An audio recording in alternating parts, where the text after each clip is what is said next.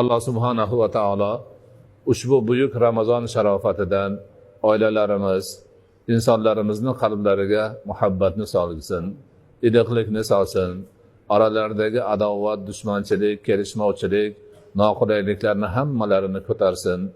Ota-onalar, bolalar, er-xotinlar, opa-uka, aka-singillar, oilani ichida yashab turgan barcha azizlarimizga Alloh taolo o'zi baxtli, saodatli hayot bersin.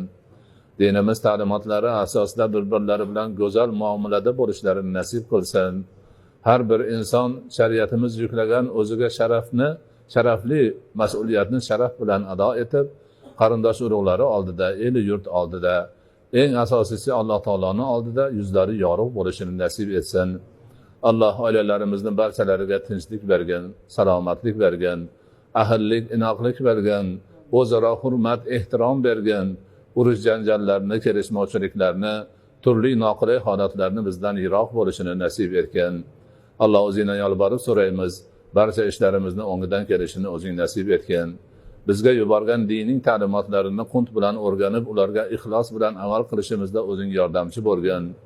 insonlarimizni hammalarini mo'minlik, musulmonlik burchini sharaf bilan ado etishida o'zing ko'makchi bo'lgan, oilalarimizni baxtli, saodatli qilgan, oila a'zolarini hammalarini haqiqiy mo'min, musulmon bo'lishlarini, o'z vazifalarini sharaf bilan ado etishlarini nasib etgan. Oilalarimizdagi baxt, saodat, tinchlik, omonlik, ahil, inoqlik jamiyatga ham ko'chib, vatanimiz, elimiz, yurtimiz barcha mo'min musulmonlar ahil inoq bo'lishini, baxtli, saodatli bo'lishini, go'zal muomalada yurishlarini nasib etgan. Va sallallohu ta'ala ala xayri xalqihi Muhammad va ala alihi va ashabihi ajma'in bi rahmatika ya arhamar rahimin.